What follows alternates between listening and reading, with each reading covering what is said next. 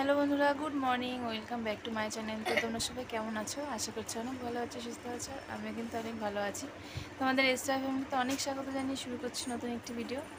তো আজ হচ্ছে বৃহস্পতিবার, এই যে দেখো। তো এখন বেলা অনেকটাই বাজে, এখন থেকে ভিডিওটা শুরু করছি। এখন বাজে প্রায় 12:30। তো যা যা কাজকর্ম করার সবই হয়ে গেছে, দেখে বুঝতে পারছি যে খাটে বসে আছি।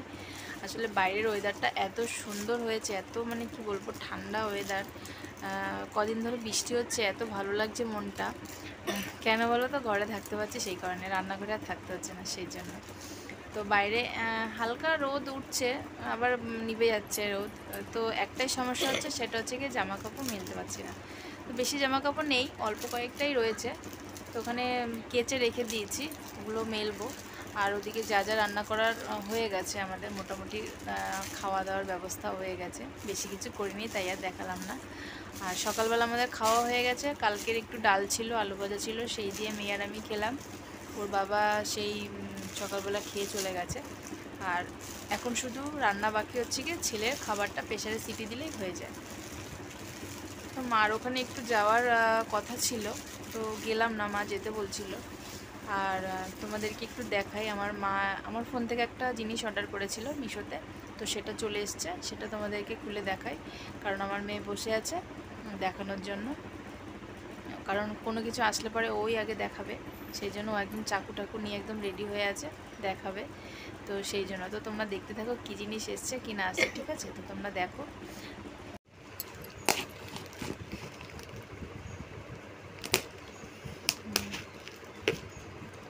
দেখিস আবার হাতটা না কেটে ফেলিস, ঠিক করে কার।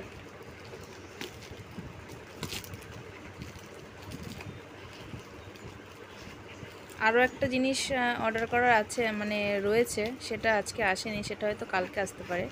সেটাও আমার মায়েরই, আমার না।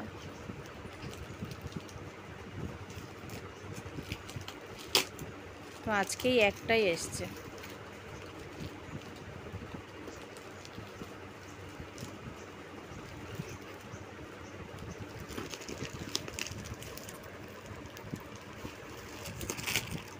দেখি, ব্যাস।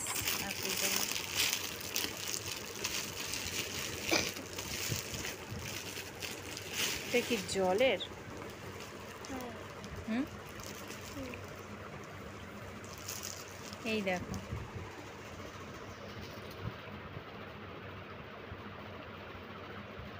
এটা হচ্ছে গিয়ে কী বলো তো, বুঝতে পারছো তোমরা? এই যে কারেন্টের তারের ইয়ে রয়েছে, তো এটা কোথায় দেয় কি জানে।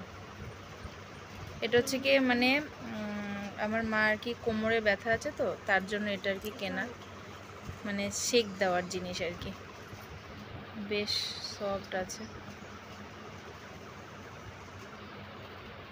দেখি ছাড়। এইটাকে যে কোথায় ঢুকায় সেটাই তো দেখতে হবে। এটা কোথায় ঢুকায়? এখানে কি জানি না আসলে, এগুলো তো কেনা হয়নি। নাকি এখান থেকে জল ভরে? দেখো, খুলে দেখো তো।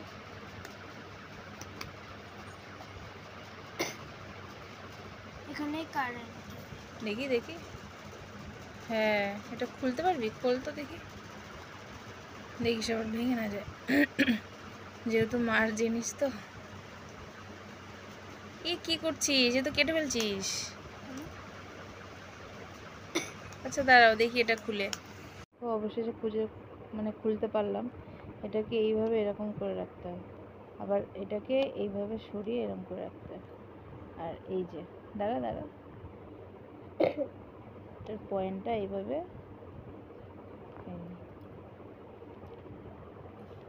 এবার এটাকে কারেন্টে দিয়ে, তারটা কিন্তু খুব ছোট, তাই না?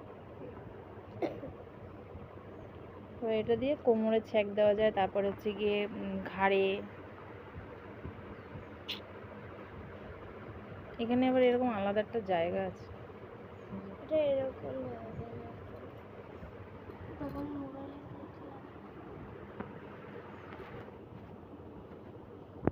তো তারপরে দেখো জামা কাপড়গুলোকে তো কেচে রেখে দিয়েছিলাম, মেলতে পারছিলাম না, কারণ বাইরের ওয়েদারটা কিন্তু খুবই খারাপ ছিল, একদম পুরো আকাশ পুরো কালো করেছিল, মেঘলা একদম ছিল হয়ে। তো ভেবেছিলাম যে জামা কাপড়গুলো ঘরেই মেলবো, তারপরে দেখছি যে না, হালকা রোদ উঠেছে, একদম যেন পুরো অন্ধকার হয়ে গিয়েছিল। তো মেয়ে বলছিল যে ঘরেই মেলে দিতে, তারপরে যেই দেখলাম একটু রোদ, তারপর ভাবছি যে না, বাইরেই মেলে দিই। তো তারপরে বাইরেই আর কি মেলে দিয়েছি, জামা কাপড়গুলো শুকিয়ে যাবে। আসলে এখন একটু মানে খুব লেট হয় আর কি শুকাতে, বুঝতেই পারছো বৃষ্টির ওয়েদার, কিন্তু তবুও আমার মনটা বেশ ভালোই হয়, যতই বৃষ্টি হোক না কেন আমার ঠান্ডা ঠান্ডা ওয়েদারটাই বেশ ভালো লাগে। জামা কাপড় শুকাক বা না শুকাক, হয়তো যেগুলো জামা কাপড় হয়তো একদিনে শুকিয়ে যায়, সেইটা 2 দিন লাগে, কিন্তু তবুও আমার অসুবিধা নেই, কারণ বৃষ্টিটা আমার এখন ভালোই লাগে। আগের জানো তো, বিয়ের আগের কথা বলছি, বৃষ্টি একদমই সহ্য হতো না, মানে একদম মানে ভালো লাগতো না বৃষ্টি জিনিসটা, কিন্তু এখন এই গরম ভোগ করতে করতে যেন না মনে হয় কি এখন বৃষ্টির ওয়েদারটাই অনেক ভালো মনে করি।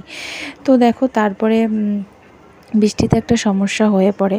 তো তোমাদেরকে যে বলেছিলাম যে আমার মা যে জিনিসটা কিনেছে, তো সেটা তো এসছে, বা সেটা তো মাকে দিতে হবে, কারণ ওটা তো মার খুবই আর্জেন্ট দরকার, যেহেতু আমার মার মাজায় খুবই প্রবলেম, খুবই মানে মাজার সমস্যা, সেই কারণে মাকে এটা দিতে এসেছিলাম।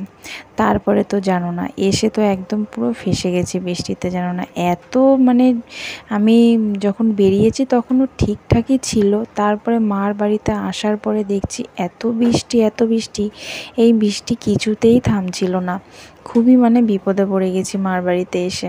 তো এবার ভাবছি মানে ভাবছি যে এবার বাড়িতে কী করে যাব। আমি ছেলের অবশ্য খাবার নিয়ে এসেছিলাম, আমি যখনই আসি না কেন মার বাড়িতে আমি হাতে করে খাবার নিয়েই আসি।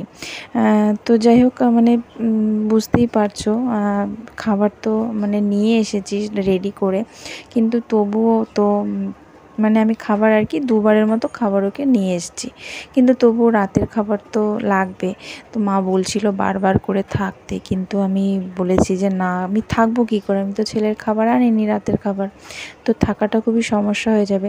কিন্তু অনেকক্ষণ ধরে যেন না ওয়েট করেছিলাম বৃষ্টির জন্য, যে থেমে যাবে। তো বাবা একবার এসে ঘুরে গেছে, আসলে আমার বাবা যেখানে কাজে যায় সেখান থেকে মানে কলকাতা থেকে যখন এই আমাদের এখানটায় আসে তখনই একবার এসে চা খেয়ে যায়। তো ভিজতে ভিজতে এসেছিলো বাবা, ছেলেকে একটু মানে যেই শুনেছে যে আমার ছেলে এসেছে তখনই আর কি চলে এসছে বাবা ছেলেকে দেখতে।